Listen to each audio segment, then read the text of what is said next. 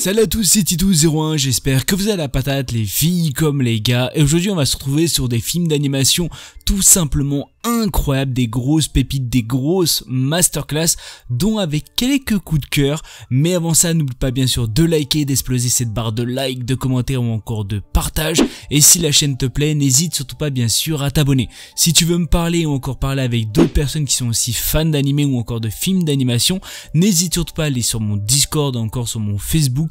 Bien sûr, soit j'y répondrai, soit d'autres personnes bien sûr pourront répondre à certaines de tes questions. Si bien sûr tu veux jouer aussi à certains jeux mobiles aussi, etc., n'hésite surtout pas bien sûr à aller sur le fameux Discord ou encore Facebook. On va s'attaquer tout de suite sur mes gros coups de cœur sur les films d'animation ou encore sur des grosses pépites. Alors on va parler de Kimi no Suzo wo Tabetai, ou si vous préférez, je veux manger ton pancréas. On va être basé sur un film d'à peu près 1h48, il est sorti en 2018. Pour les intéressés, on est plus sur du drame, de la romance, du school life, de l'amitié, de l'école et bien sûr du quotidien. On va parler de Haruki Shiga, est un lycéen introverti qui ne semble trouver du réconfort que dans la littérature. Sa vie monotone bascule le jour où, en se rendant à l'hôpital, il découvre dans la salle d'attente le journal intime de Sakura Yamochi, sa camarade de classe. Cette dernière lui révèle alors qu'elle est atteinte d'une rare déficience du pancréas et que ses jours sont comptés. Étant la seule personne du lycée au courant pour la maladie de la jeune fille, Haruki décide de garder le secret et d'en rester là avec elle.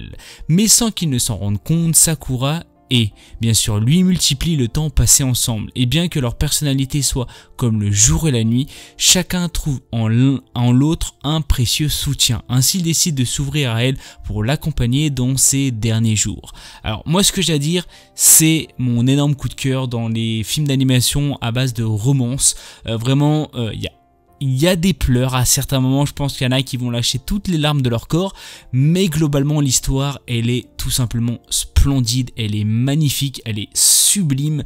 Je trouve que même point de vue OST, opening, ending, tout ce que vous voulez, c'est une réelle pépite. Et comment ils vont bien sûr aborder cette fameuse bien sûr maladie est vraiment d'une douceur sans nom. Et vraiment j'ai été énormément ému du début jusqu'à la fin, même si j'ai eu une petite larme à la fin. On va pas se mentir que sincèrement la fin, je pense que pas mal de personnes vont être extrêmement surpris et vont pas s'y attendre du tout. C'est comme on peut dire un happy ending, vous allez comprendre pourquoi je dis ça, parce que il y a quelque chose quand même qui se passe quand même plutôt bien à la fin, mais dans tous les cas je vous conseille quand même fortement, même s'il y en a ils vont être vachement déçus je pense, mais dans tous les cas je pense que vous allez passer un très bon moment. Si vous êtes une personne sensible, je pense que vous allez prendre deux belles droites, parce que ça fait extrêmement mal, je vais pas vous mentir, mais en soi le film d'animation est tout simplement splendide, et je pense que pas mal de personnes pourront avoir certains on va dire retournements de situation. Alors on va parler de Sayonara no Asa ni Yakusaku no Yana wo Kazaru, ou si vous préférez plus brièvement Maquia. On va être basé de bien sûr un animé qui est sorti en 2018 sur un film d'à peu près limite environ 2 heures. On est plus sur de l'action, de l'aventure, du drame, de la fantaisie, de la romance, du combat et bien sûr de la famille. Maquia est une jeune fille qui vit d'une lignée un peu particulière. Tous les membres de sa famille cessent de vieillir dès lors qu'ils atteignent leur adolescence. Orpheline, elle vit paisiblement, bien qu'un peu dans la solitude, au sein d'un clan où tout le monde est comme elle. Cependant, un jour, une armée envahit son village, bien décidée à découvrir le secret de l'immortalité des personnes de son espèce. Alors que plusieurs de ses amis sont capturés, Maquia décide de partir à leur recherche. En chemin, elle va croiser la route de Ariel, un jeune garçon qui a perdu ses parents et qui, lui, vieillit. Alors, moi, ce que j'ai à dire, c'est un animé vraiment avec beaucoup de retournements de situation. Je m'attendais vraiment pas du tout. L'histoire est quand même plutôt atypique. C'est quelque chose qu'on voit pas régulièrement, même si c'est vrai qu'on voit pas mal d'animés où tout simplement la personne est immortelle. Mais là, je trouve qu'ils ont vraiment très bien entamé le thème.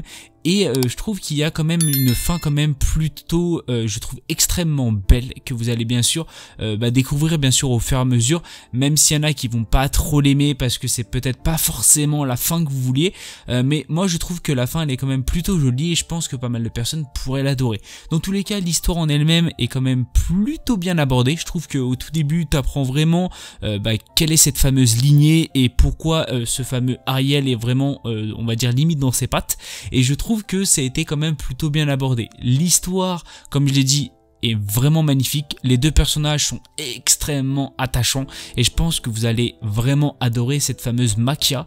Et dans tous les cas, je vous le conseille fortement parce que la romance est présente, la fantaisie aussi, comme certains combats famille, et on va pas se mentir, il y a certains drames à certains moments. Dans tous les cas, je vous le conseille, je vous en dis pas plus et je pense que vous allez passer un très bon moment. Alors on va parler de José to Tara to Sakanatashi, ou si vous préférez de José le tigre et les poissons. Il est sorti en 2020, on est à peu près sur un film de 1h38, 1h40. Pour les intéressés, il est sur ADN et on va parler de drame, de bien sûr romance, de l'amour et bien sûr de l'handicap et du quotidien. L'histoire va se centrer sur Tsuneo, un étudiant universitaire travaillant à temps partiel dans un club de mahjong. Ces derniers jours, les clients parlent d'une vieille femme se déplaçant avec un mystérieux landau. Un jour, il découvre ce qu'il se trouve dans ce landau, une jeune fille paraplégique du nom de Kumiko, mais qui se fait appeler José, un nom provenant de son livre favori. Ainsi, une amitié se développe entre eux jusqu'à peut se transformer bien sûr en amour. Moi ce que j'ai à dire c'est que c'est un animé qui m'a énormément ému parce que c'est un animé déjà de 1 qu'on voit pas régulièrement, bien sûr où ils vont essayer de parler bien sûr de personnes paraplégiques, et je trouve que l'animé en lui-même est vraiment sublime. Je pense que vous allez avoir un petit pincement au cœur parce que c'est quelque chose qu'on voit pas bien sûr régulièrement dans les animés et je trouve que ça a été extrêmement bien abordé. Ce que j'ai à dire c'est que je vous le conseille fortement parce que l'histoire en elle-même est quand même plutôt bien réalisée, les deux personnages sont extrêmement attachant. Vous aurez une petite phase où je pense que vous allez avoir un petit coin de tristesse, mais dans tous les cas l'anime est vraiment un animé à regarder. C'est un de mes coups de cœur aussi, c'est vraiment les coups de cœur que je vous présente là, et sincèrement celui-là est un animé où j'ai été vachement surpris, je m'y attendais vachement pas et sincèrement je pense que vous allez vraiment l'adorer, je vous le conseille bien sûr fortement. Alors on va parler de Alice to Thérèse no Maborishi Kuju, ou si vous préférez Maborishi.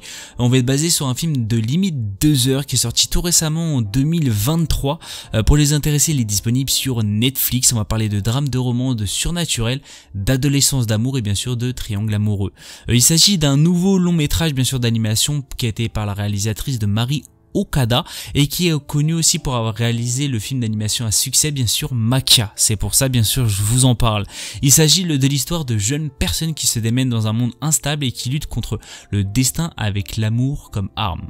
Alors je l'ai vu récemment, ce que j'ai à dire c'est que c'est un animé tout bonnement pas aussi élevé on va dire comme Makia. C'est un animé qui sort de l'ordinaire, c'est un animé qu'on voit pas régulièrement, enfin plutôt un film d'animation qu'on voit pas régulièrement, et ce que j'ai à dire c'est que j'ai été énormément surpris. Alors graphiquement il n'y a pas grand chose à dire, c'est tout simplement vraiment splendide, j'ai été époustouflé par cela. Alors c'est vrai qu'il y a pas mal de personnes, j'ai regardé, qui avaient un peu de mal à comprendre un peu la fin. Moi j'ai eu une vision assez différente et je trouve que l'animé, on peut se faire une fin plutôt pour soi-même. Je pense que pas mal de personnes pourraient bien sûr la trouver au fur et à mesure de l'anime. Après si vous ne comprenez pas, moi ce que j'ai envie de vous dire c'est qu'il y a pas mal de personnes qui peuvent aussi le revoir, ça peut vraiment vous donner une autre vision. C'est comme si vous regardez un anime plusieurs fois, vous allez voir certains éléments que vous n'avez pas vu forcément au début. Je fais peut-être référence à SNK, ou peut-être au tout début quand vous allez regarder SNK, vous n'avez pas fait attention à certaines choses et sincèrement il y a des trucs, il y a des énormes tips si on peut dire ça, sur bien sûr au tout début de l'animé que tu t'en rends vraiment pas du tout compte qui sont vraiment présents en fait, et tu te dis ah ok ouais c'est vraiment une dinguerie ce qu'il nous a fait. Dans tous les cas ce que j'ai à dire c'est que dans pas mal d'animés ou encore dans pas mal aussi de films d'animation, t'as des petites astuces, des petits secrets qui se cachent bien sûr dans certains éléments que tu vois au tout début du film d'animation ou encore de l'animé. Alors ce que j'ai à dire c'est que malheureusement c'est la fin de cette vidéo où je vous ai présenté des films d'animation de romance. Ce qu'il faut savoir c'est que c'est pas forcément les tops du top. Je vous ai bien sûr pas parlé de Your Name qui est une réelle pépite, qui est vraiment connue de tout le monde. Je vous ai pas parlé aussi de Tenkinoko, je vous ai pas parlé de Suzume. Il y a pas mal d'animés que je vous ai pas encore parlé, il y en a encore d'autres que j'ai en tête que peut-être je vous en parlerai aussi, mais il y a énormément de films d'animation qui sont aussi oufissimes, qui sont aussi des petits coups de cœur, mais ça c'est des coups de cœur que j'ai actuellement qui sont peut-être pas forcément connus à certains moments. excepté peut-être Je veux manger ton pancréas, qui est vraiment un coup de cœur, je pense que pas mal de personnes connaissent, mais les autres peut-être pas trop forcément. C'est pour ça bien sûr que je vous en parle. Malheureusement, c'est comme je l'ai dit, c'est la fin de cette vidéo. N'oublie pas bien sûr de liker, d'exploser cette barre de like, de commentaires ou encore de partage. Si bien sûr la chaîne te plaît, n'hésite surtout pas bien sûr à t'abonner. C'était Tito Commande sur ce Peace.